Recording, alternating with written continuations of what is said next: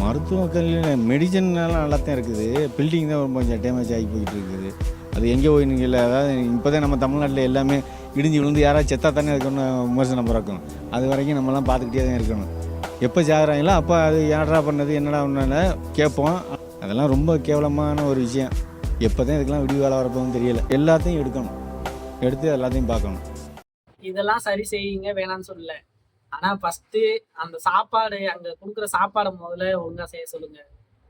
அந்த சாப்பாடு அவ்வளோ விரையா இருக்கு, அதை எப்படி செரிமானம்னு தெரியல அவ்வளோ பேசுறதுக்கு.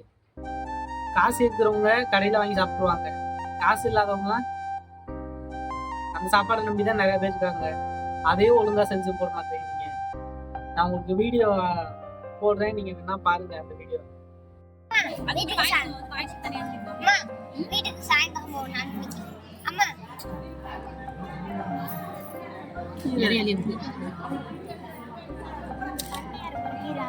உப்பு இருக்காத கீரையில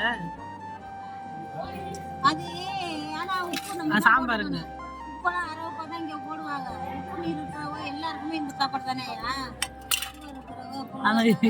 சாம்பாருங்களா? அதனால உப்பு கம்மியா தான் போடுவாங்க. நீ சும்மா இருக்கா தெரியுமா? மஞ்சள் அதுக்குன்னு கோடி கணக்கு ஓட்டுக்குவாங்க தெரியுமா? சும்மாவா எவ்வளவு பேசி கணக்கு கொடுக்குறாங்க. நல்லா வேலை. வேற என்ன? தயிரா?